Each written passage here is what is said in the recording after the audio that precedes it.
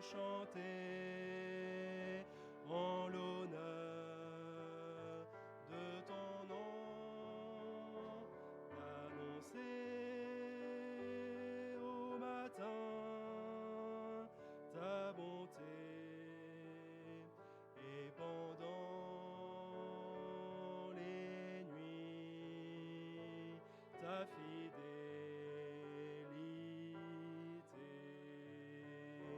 Tu me réjouis par tes œuvres, ô Éternel, et je chante avec allégresse l'ouvrage de tes mains, que tes œuvres sont grandes, ô Éternel, que tes œuvres sont grandes, que tes pensées sont profondes. Il est beau de louer le Seigneur. Il est beau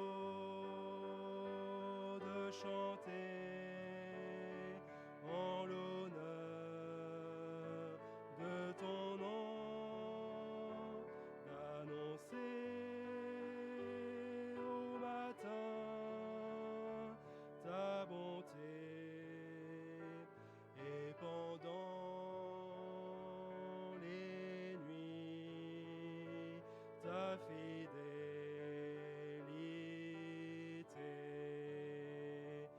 et pendant les nuits ta fidélité.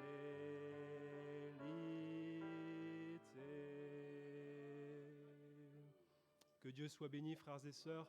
Bienvenue à chacun dans la maison du Seigneur. Que le Seigneur puisse ce matin vous bénir, qu'il puisse vous fortifier par sa parole et aussi nous conduire par le Saint-Esprit. Je vous invite à poursuivre ces moments avec le chant numéro 300 sur les J'aime l'Éternel qui dit « Vers toi, Seigneur, j'élève ma voix pour t'adorer, mon Sauveur, mon Roi.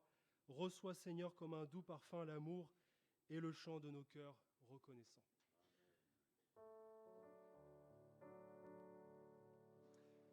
Vers toi, Seigneur, j'élève ma voix pour t'adorer, mon Sauveur. Reçois,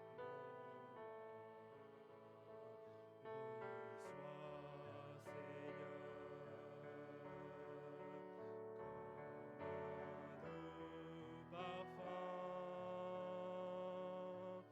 l'amour et le chant de nos cœurs reconnaissants.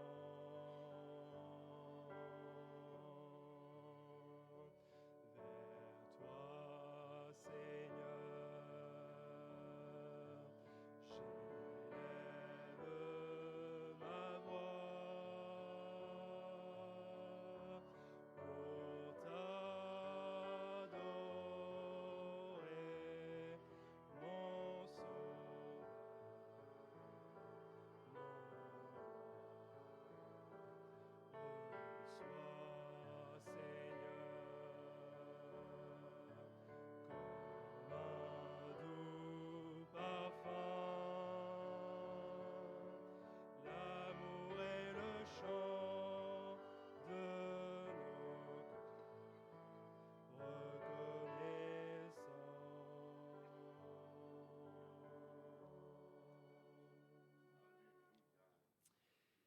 Que ce matin le Seigneur soit adoré, que ce matin le Seigneur soit célébré dans nos cœurs. Et je crois, et nous croyons, frères et sœurs, que lorsque l'on s'assemble dans le nom de Jésus, Jésus est au milieu de nous. C'est le chant numéro 412. Et le désir du Seigneur, c'est de nous bénir, de nous sauver Et bien sûr, entendre le Seigneur qui dit « Je vous aime tous ». Amen.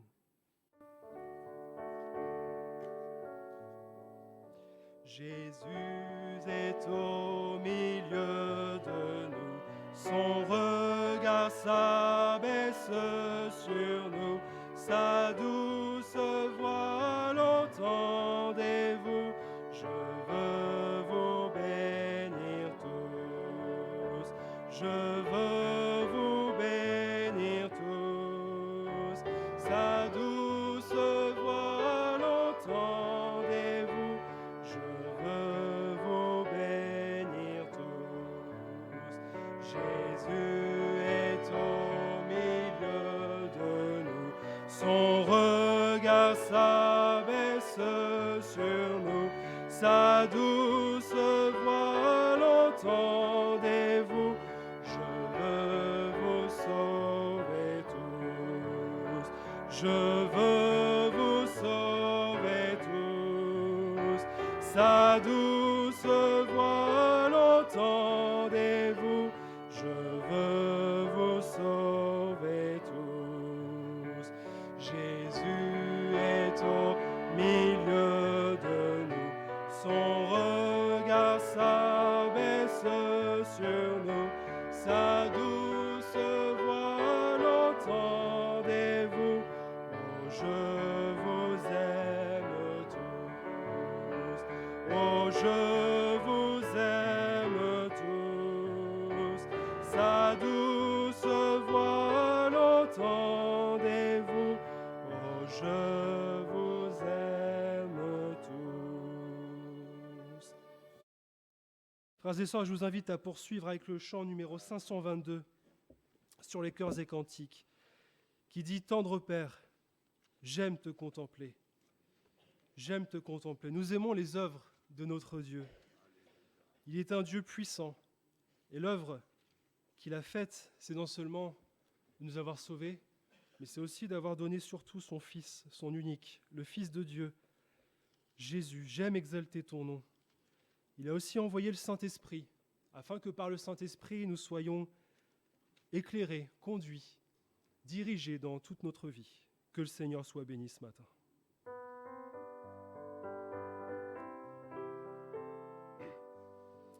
Tendre Père, j'aime te contempler.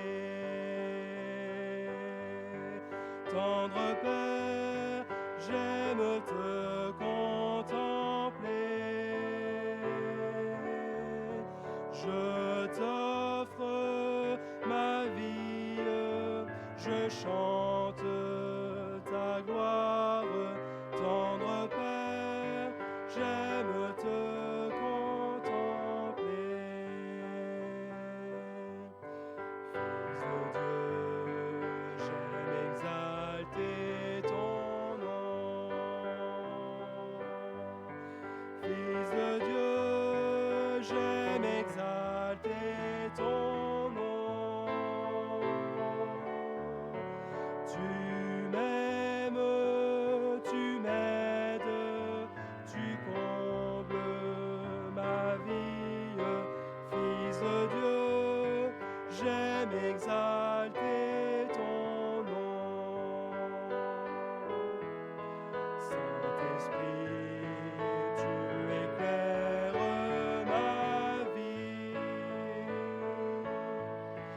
Saint-Esprit, tu éclaires ma vie. Tu diriges mes pas, tu restes près de moi. Saint-Esprit, tu éclaires ma vie. Et quand on contemple ce que le Seigneur, notre Dieu, notre Père a pu faire, nous ne pouvons que chanter le numéro 475 qui dit « Père, je te loue pour tes plans parfaits, tu as donné ton cher Fils pour moi, et tu as su m'appeler, m'attirer à toi. J'étais aveugle et à présent je vois. Quelle grâce, frères et sœurs, de pouvoir être admis dans la présence du Seigneur ce matin.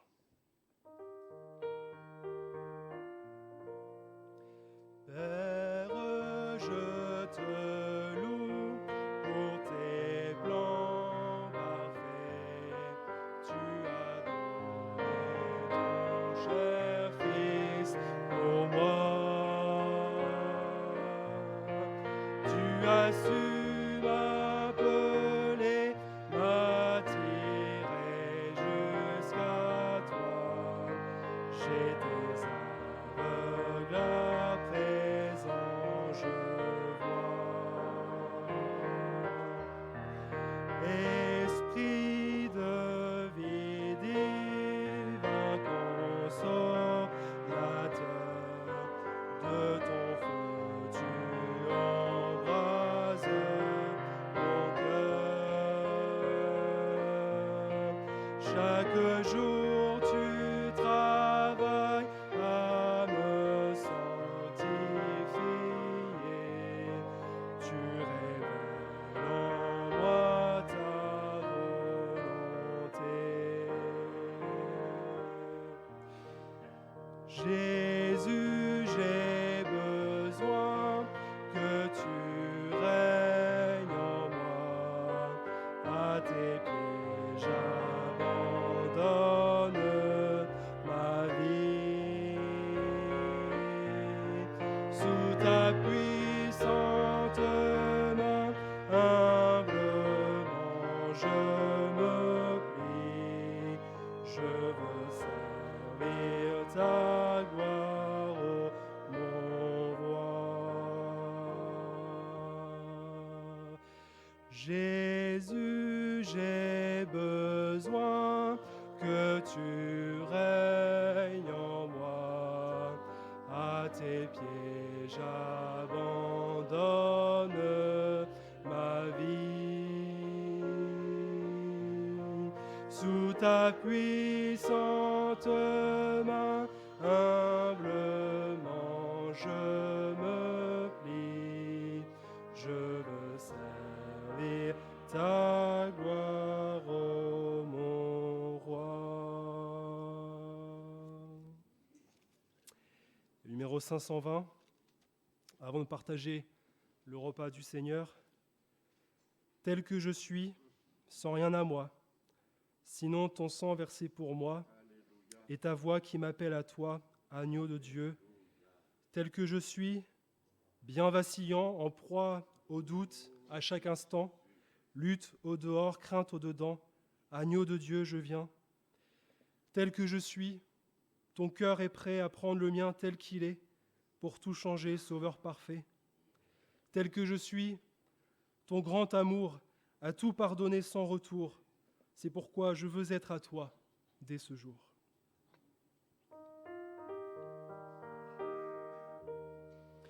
Tel que je suis, sans rien à moi, sinon ton sang versé pour moi, et ta voix qui m'appelle à toi. De Dieu, je viens,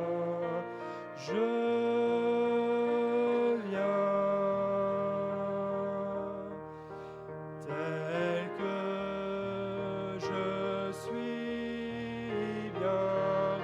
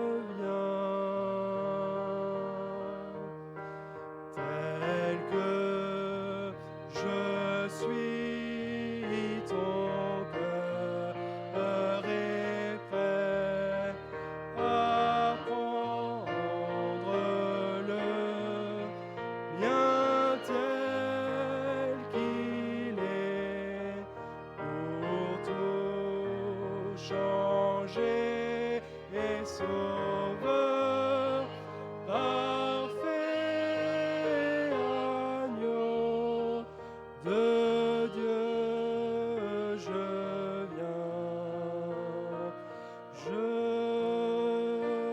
viens, tel que je suis ton grand amour, à tout pardonner sans retour. Je veux être à toi dès ce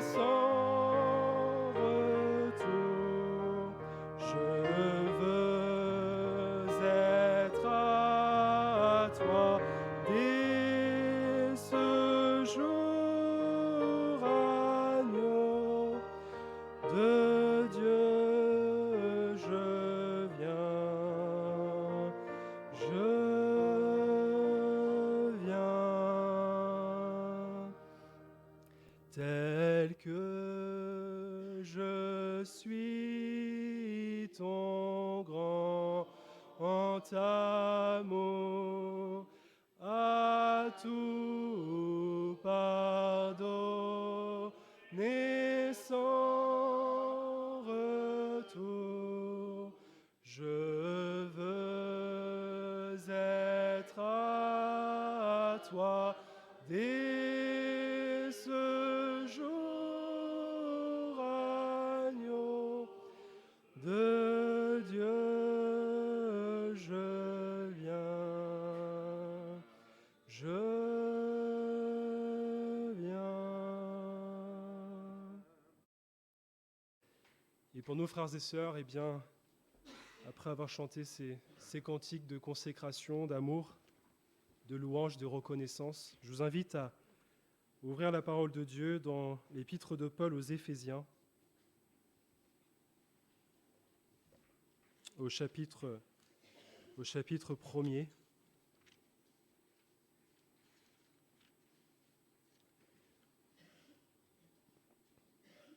Puissions vivre ce que nous avons chanté, le serrer sur nos cœurs. Éphésiens chapitre 1er, Paul, apôtre de Jésus-Christ par la volonté de Dieu, aux saints qui sont à Éphèse et aux fidèles en Jésus-Christ, que la grâce et la paix vous soient données de la part de Dieu notre Père et du Seigneur Jésus-Christ. Béni soit Dieu, béni soit le Dieu et Père de notre Seigneur Jésus-Christ, qui nous a bénis de toute bénédiction spirituelle dans les lieux célestes en Christ. En lui, Dieu nous a élus avant la fondation du monde pour que nous soyons saints et irréprochables devant lui.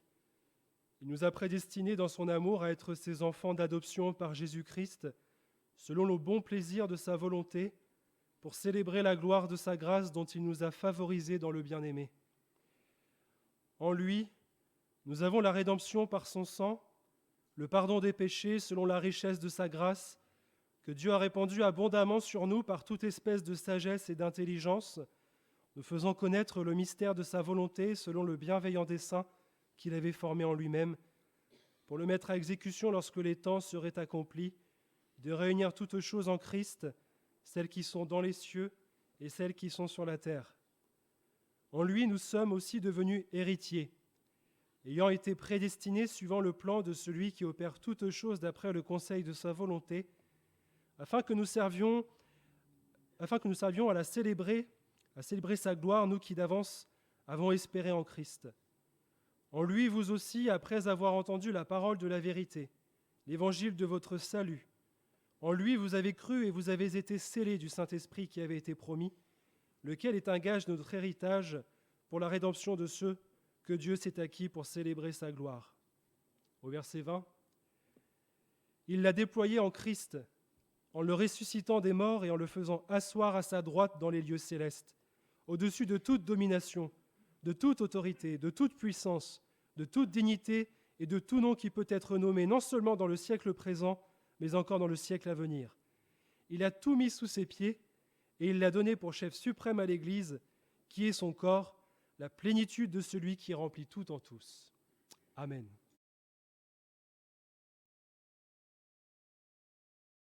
Gloire au Seigneur Jésus, je suis très heureux d'être avec vous ce matin dans la maison du Seigneur pour le louer et pour l'adorer.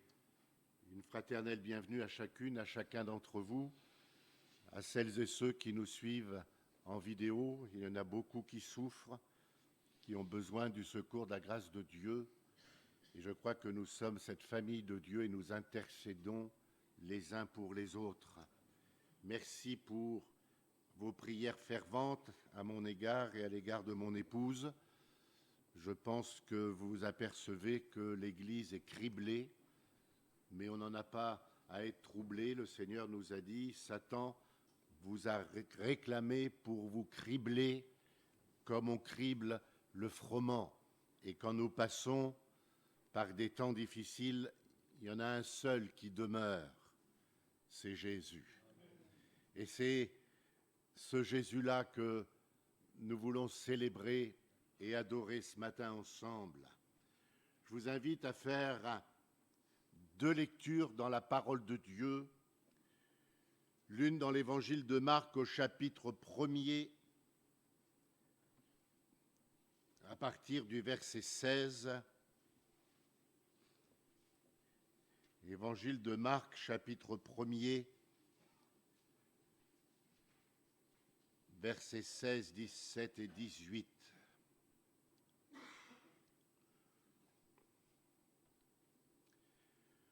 Comme il passait le long de la mer de Galilée, il vit Simon et André, frères de Simon, qui jetaient un filet dans la mer, car ils étaient pêcheurs. Jésus leur dit, « Suivez-moi, et je vous ferai pêcheurs d'hommes. » Aussitôt, ils laissèrent leur filet et le suivirent. Étant allé un peu plus loin, il vit Jacques, fils de Zébédée, et Jean, son frère, qui, eux aussi, étaient dans une barque et réparaient les filets. Aussitôt, il les appela, et laissant leur père Zébédée dans la barque avec les ouvriers, ils le suivirent. Amen. Et une seconde lecture dans l'épître de Paul aux Philippiens, au chapitre 3. Philippiens, chapitre 3, au verset 8.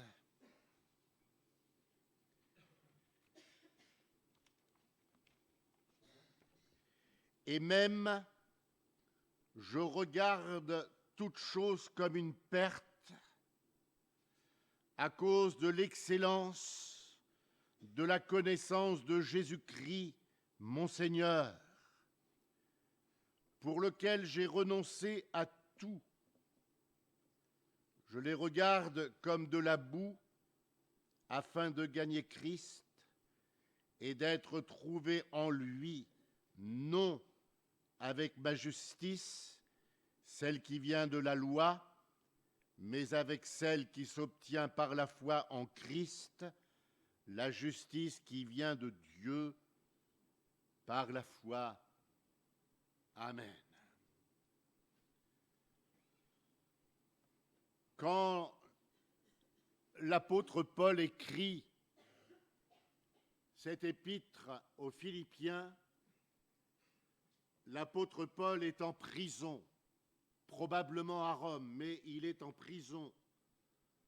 Vous trouverez cette certitude en lisant dans Philippiens au chapitre 1er, vous lirez le verset 7, il parle de ses liens, et au verset 13 et 14, il répète qu'il est emprisonné.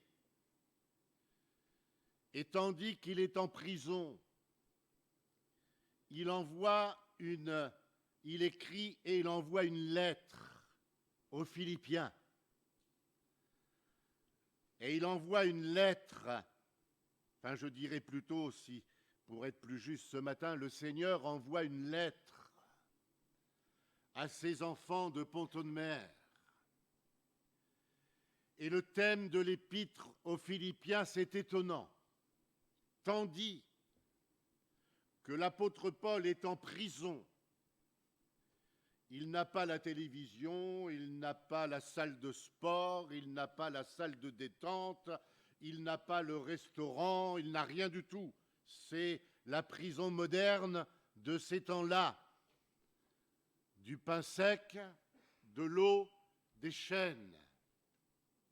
Et tandis qu'il est dans cette situation-là, il va écrire à ses bien-aimés frères de Philippe. Et je sais que vous êtes curieux comme moi dans la parole de Dieu, et j'ai relu rapidement l'épître aux Philippiens. Il y a un thème qui ressort de cette épître, c'est la joie. Tout est triste, tout est compliqué, tout est difficile pour l'apôtre Paul à ce moment-là. Mais son cœur, les yeux de son cœur, ne sont pas ouverts sur les circonstances présentes, mais les yeux de son cœur sont tournés vers celui qui un jour a pris en charge sa vie. Et alors là, je crois que les yeux de son cœur s'illuminent. Et quand il peut contempler la gloire de Dieu, il y a au fond de son cœur une joie profonde, une joie véritable, une joie intense qui le remplit. Alors, tandis que tout est triste et difficile autour de lui, il s'adresse à ceux qu'il chérit et il leur annonce la joie de Dieu. Parce que si nous sommes éprouvés pour un temps, Christ nous fera vivre éternellement avec lui dans son ciel de gloire. Les versets que nous avons lus révèlent véritablement le fond du cœur de Paul, dans lequel il y a un désir brûlant, c'est de connaître Jésus, c'est de connaître son Jésus, son Sauveur, connaître Christ personnellement, connaître le caractère profond de Jésus, connaître sa volonté, connaître ses voies, tous ces éléments qui sont révélés dans la parole de Dieu, tout ce qu'il a vécu jusqu'à aujourd'hui, lui font dire que celui qui est avec lui est bien plus grand et bien plus puissant que tous ceux qui sont contre lui. Connaître Christ également, pour lui obéir, pour être sensible à son esprit, pour être sensible à sa manière d'agir pour le monde, dans le monde, pour l'Église et dans l'Église. Connaître Christ pour être trouvé en lui et pour trouver avec lui cette unité, ce lien qui nous attache à Jésus. Quel bonheur de savoir qu'au-dessus de nous, il y a Jésus. Tout le monde pourra dire tout ce qu'il veut, mais Jésus, ce matin, est au milieu de nous. Et il n'est pas au milieu de nous pour nous caresser dans le bon sens. Il n'est pas au milieu de nous pour nous dire tout va bien, continue comme ça tiendra jusqu'au bout. Je ne suis pas sûr. Pas sûr du tout d'ailleurs. Connaître Christ, afin de goûter à la puissance de la résurrection. Il y a combien de temps que tu n'as pas goûté dans ta vie cette puissance de la résurrection, de réaliser que la mort, même la mort physique, ne nous effraie point, parce que Christ nous a préparé une place là-haut. Connaître la puissance de la résurrection dans ma vie, la délivrance de tous mes péchés, mais aussi connaître la puissance du Saint-Esprit, capable aujourd'hui d'opérer dans ce monde, dans cette France, dans notre ville de Pont-de-Mer, d'opérer des prodiges et des miracles. Allons-nous croire à un moment donné que Jésus n'a pas changé, que ce qui est écrit dans sa parole demeure éternellement? Et est-ce que je vais enfin réaliser au fond de mon cœur que celui qui freine, que celui qui empêche la gloire de Dieu, ce sont mes iniquités, ce sont mes péchés, ce sont mes pensées, ce sont mes désirs. Et tandis que Paul est en prison, il va écrire une épître de joie pour les siens. Réjouissez-vous, réjouissons-nous ce matin, abandonnons à la terre ce qui appartient à la terre et donnons la place qui revient à Jésus. Paul, s'adressant aux Philippiens, veut leur faire comprendre qu'après, après le feu du premier amour, que j'appelle le feu du salut, le feu de la conversion. Oh, je me souviens le jour où Jésus m'a sauvé. Ça a été un débordement de joie. Ça a été un débordement d'allégresse. Mais le feu de cet amour doit être continuel. Et l'apôtre Paul veut dire à ses frères et sœurs de Philippe que suite au premier amour, le feu de la conversion, il y a toujours le feu du premier amour qui l'anime, mais qui l'amène plus loin encore avec Jésus. Et il veut leur dire que maintenant, après une plus longue expérience de sa vie chrétienne, il dira au verset 8, « Et même, je regarde toute chose comme une perte à cause de l'excellence de la connaissance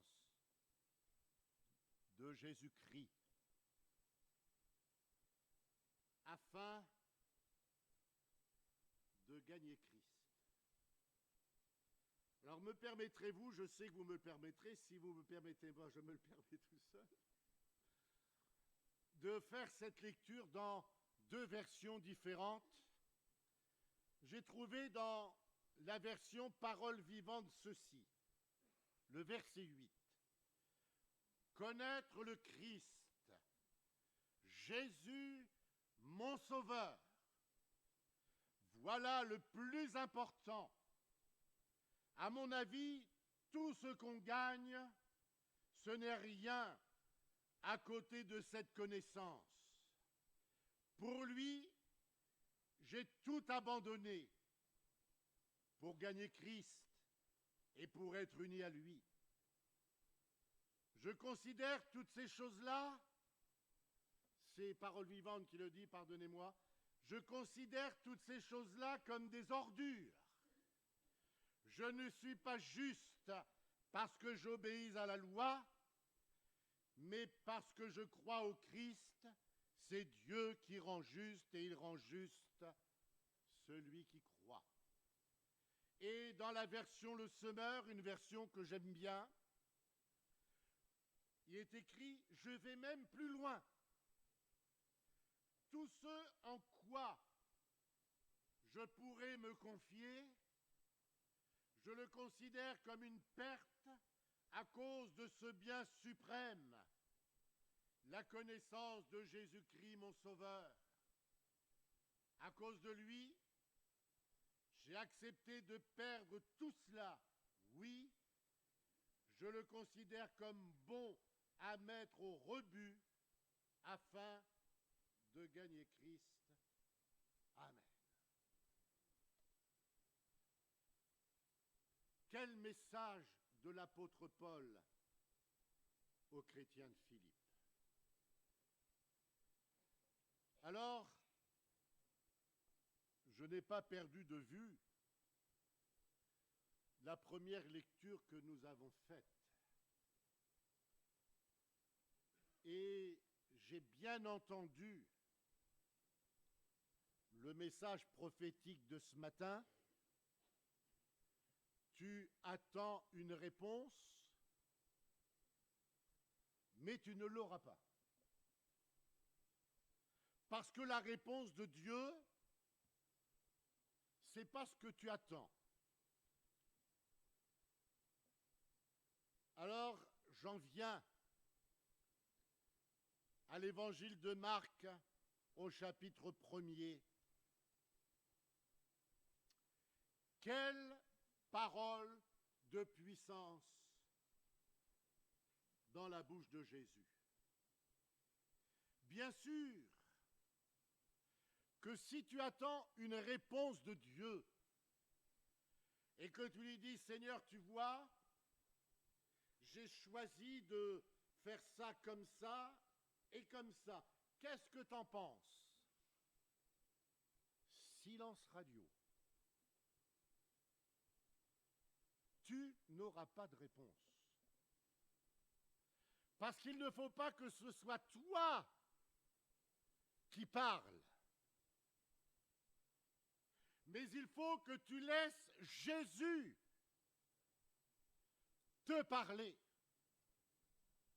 Et je crois que ce matin encore, parce que ce n'est pas seulement ce matin, mais ce matin encore, Jésus veut te parler. Alors le Saint-Esprit m'a arrêté sur cet évangile de Marc. Il aurait pu m'arrêter sur Matthieu ou sur les autres évangiles, mais bon.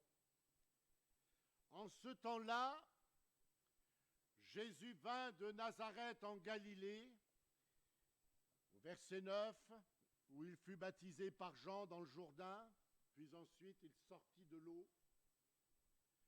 Il vit les cieux s'ouvrir et l'Esprit descendre sur lui comme une colombe. Et une voix fit entendre des cieux ces paroles, « Tu es mon Fils bien-aimé, en toi j'ai mis toute mon affection. » Puis nous avons lu, « Comme il passait le long de la mer de Galilée, il vit Simon. Et comme il passe régulièrement à Pont-de-Mer, il te voit. Et sais-tu ce qu'il veut te dire? Suis-moi. Relisez, bon, c'est pas la première fois que je suis étonné, mais plus je relis, plus je suis étonné. Jésus passe le long de la mer de Galilée, et là, il voit deux frères, deux frangins selon la chair, qui étaient en train de pêcher. Et il leur dit, « Suivez-moi. » Et 18 ans plus tard, ils ont répondu, ben non. Ben non. Aussitôt, ils laissèrent leur filet et le suivirent. Bon, je veux bien. Et le Seigneur continue son voyage dans l'église et il rencontre deux autres frères, Jacques et Jean, fils de Zébédée. Et il va leur dire la même chose. Aussitôt, il les appela. Et alors là, laissant, la Bible nous dit, laissant leur père, Zébédée, qui était avec les ouvriers de la maison, ils abandonnent tout et ils suivent Jésus. Es-tu prêt à tout abandonner pour Jésus? La question que je me pose régulièrement, Seigneur, quelle place tu as dans mon cœur? Parce que quand il nous dit « Suivez-moi », c'est pour qu'il commande. Ce n'est pas pour qu'on lui dise ce qu'il faut qu'il fasse. Il appelle ses disciples et leur dit « Suivez-moi ». Alors on marche. Mais on doit marcher derrière Jésus. On doit le suivre au son de sa voix. On doit le suivre au son de sa parole. On doit le suivre au son de sa volonté. Et le temps, comment dire sans blesser personne, le temps libre qui peut me rester après des obligations obligatoires, parce que vous n'allez pas dire à votre employeur demain matin, écoutez, le Seigneur m'a dit qu'il fallait que je suive, je ne viens pas au boulot. Vous ferez comme vous voudrez, aujourd'hui vous ne me verrez pas. Ou alors je vois bien l'employeur chrétien qui, au lieu d'ouvrir demain matin, ferme la porte et dit aux ouvriers, aujourd'hui vous ne serez pas payés parce que le Seigneur m'a dit suivez-moi. Non, non, il y a d'équilibre dans la parole de Dieu. Mais enfin, est-ce que tout ça, ça ne prend pas 99,99% de notre temps? Jésus va s'adresser à des gens qui travaillent. Il va s'adresser à des gens qui ont une responsabilité. Et il va leur dire, suivez-moi. Et alors, tout ce qui a forgé leur priorité jusqu'à aujourd'hui va devenir secondaire. Vous retrouverez plus tard Pierre et Jean à la pêche. Vous retrouverez plus tard les disciples en train de pêcher du poisson. Mais ils ont suivi Jésus. Suivez-moi. Et la deuxième parole est tout aussi terrible. Et je vous ferai pêcheurs d'hommes. Ah, ça, c'est réservé aux serviteurs de Dieu. Non, non. Non, non. Cette responsabilité n'est pas réservée aux serviteurs de Dieu, ni aux apôtres de la première Église, mais à chaque enfant de Dieu. Parce que Jésus dira de la même manière à la foule dans son sermon sur la montagne de la béatitude, « Vous êtes le sel de la terre. Vous êtes la lumière du monde. Et toutes ces paroles s'adressent autant à nous qu'aux disciples du temps de Jésus, et elles s'adressent à tous. Dès notre rencontre avec Jésus. Quand tu as entendu « Suis-moi », c'est pour faire de toi un pêcheur d'hommes. Que l'on soit chrétien, pasteur, évangéliste, diacre, ancien, missionnaire, celui qui ne s'efforce pas d'amener les autres à Jésus n'accomplit pas l'œuvre pour laquelle il a été appelé quand Jésus l'a sauvé. Je vais me poser une question terrible, je me la suis posée le 1er mars cette année. Ça a fait 53 ans que j'ai donné mon cœur à Jésus. Et la question, suis-moi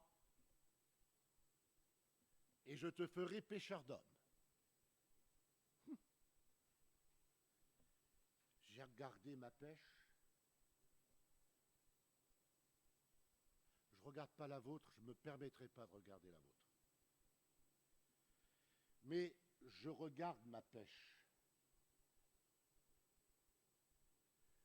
J'ai amené combien d'âmes à Jésus?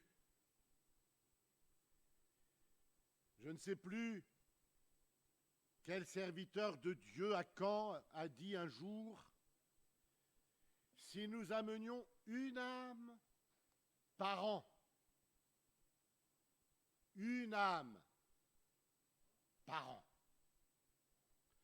Alors je n'étais pas à l'Assemblée Générale parce que j'étais souffrant, mais on est combien? 100, 110? Allez, on est 100. L'année prochaine, on va être 200 en 2024. En 2025, on va être 400. Et en 2026, on va être 800. Suivez-moi.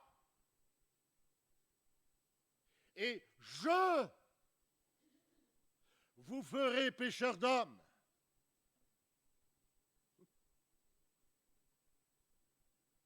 À condition que je l'accepte. Seigneur, t'es gentil tout plein, mon Jésus.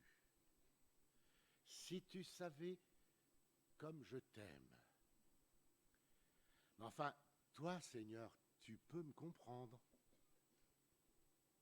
Je vous ai raconté il y a des mois déjà ce jeune homme fou d'amour pour sa fiancée qui lui envoie un SMS parce que il lui dit pas assez souvent qu'il l'aime, alors il lui envoie un SMS, ma chérie, si tu savais comme je t'aime de tout mon cœur. Oh, s'il fallait que je traverse les mers pour te dire que je t'aime, je le ferai. Et puis, il termine en disant, je t'embrasse de tout mon cœur. PS, s'il pleut pas ce soir, je viendrai te chercher à la sortie du boulot. On est capable de belles paroles. Mais il faut que mes paroles se transforment en actes. Oui, Seigneur, je veux te suivre. Et je considère tout cela comme de la boue. Dans la parole de vie comme de l'ordure. Et je veux te suivre de toutes mes forces. Je ne peux plus accepter que mon voisin meure. Je ne peux plus accepter que dans ma cage d'escalier, les gens meurent. Je ne peux plus accepter que dans nos villes, les gens meurent. Est-ce qu'il y a au fond de ton cœur ce feu brûlant pour l'évangélisation, pour le salut des âmes, parce que Jésus-Christ revient bientôt et je vais lui rendre des comptes. Ce matin, il est au milieu de nous. Et la réponse que tu attends, ce n'est pas celle que tu attendais. Mais je ne vais pas contredire le don prophétique, bien loin de moi. Mais s'il y a une réponse que tu dois entendre, c'est « Suis Jésus ». Suis-le, envers et contre tout. Tu es peut-être enfermé dans une prison, mais lève les yeux vers Christ. Il est ta joie, il est ta lumière, il est ton secours, il est ta puissance, il est ton renouveau. Et alors je vais vous dire, de la part de Dieu, que si tu abandonnes tout pour le suivre, il va te donner davantage, au-delà de ce que tu as abandonné, parce qu'il n'est jamais en dette avec nous, notre Seigneur Jésus. Le ciel et la terre lui appartiennent. Et alors, il te donnera tout ce que ton cœur désire. Ça n'empêchera pas de pleurer. Ça n'empêchera pas de souffrir. Ça n'empêchera pas de lutter. Mais j'aurai répondu à la voix de Jésus. Suis-moi. Peut-être que vous avez dit à votre épouse, je t'aimerai dans les bons comme dans les mauvais jours. À Jésus, je veux lui dire, Seigneur, je t'aimerai toujours. Je ne mérite rien. Nous avons chanté tout à l'heure, je n'ai rien à t'offrir. Parce que quand Jésus est au milieu de nous, je ne suis plus rien. Il est tout. Il est ce Dieu merveilleux. Il est ce Dieu puissant. Et la dernière parole de Jésus, avant de remonter vers le Père, quand il t'a dit « Suis-moi et je te ferai pécheur d'hommes », il va ajouter quelque chose. « Allez, faites de toutes les nations des disciples, les baptisant au nom du Père, du Fils et du Saint-Esprit, et enseignez-leur à observer tout ce que je vous ai prescrit. » Mon frère, ma sœur, si c'était réservé à Gilles-Zé, eh ben mon frère, je ne sais pas si un jour tu vas écouter en vidéo cette prédication, mais je te plains. Parce que alors le travail que tu as, je ne sais pas combien il y a de milliers d'habitants ici, mais il va falloir que tu ailles frapper à toutes les portes. Non, non. Non, non. Ce n'est pas son travail. Mais Jésus a placé une lampe là. Je vous l'ai dit un mardi soir. Il a placé une autre lampe là. Une autre là-bas, une autre là. Il a quadrillé la région pour que là où tu es, tu parles.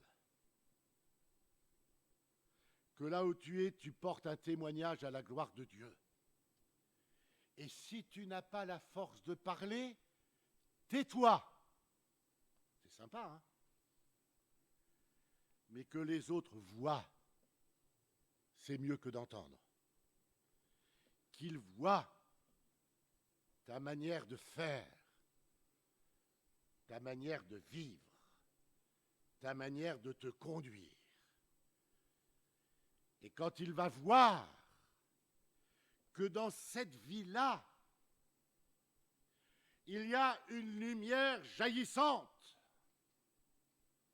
Il y a, malgré tout ce que l'on sait de ses malheurs, il y a une joie sur son visage. Elle va avoir des questions. Mais où elle va tous les dimanches matins à la même heure? Mais où ils vont le dimanche matin, même avec les gamins,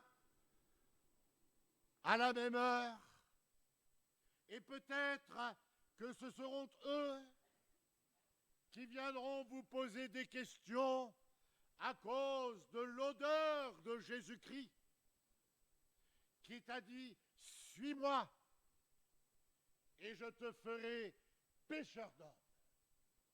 Il y a une mission urgente, c'est que nous parlions de Jésus autour de nous et que nous appelions les gens du dehors à venir le dimanche après-midi dans sa maison. Écoutez le merveilleux message du salut. Répondrons-nous à l'appel de Jésus? L'apôtre Paul dira aux Romains,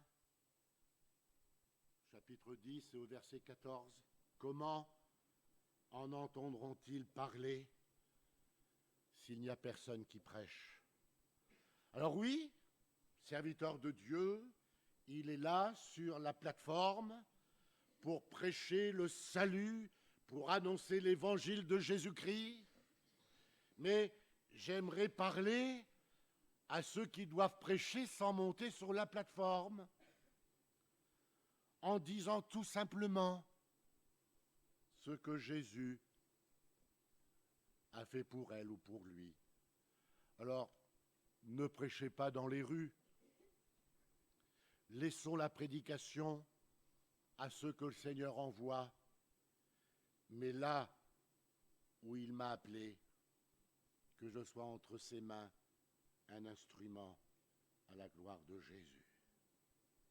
Il nous a appelés dans sa moisson.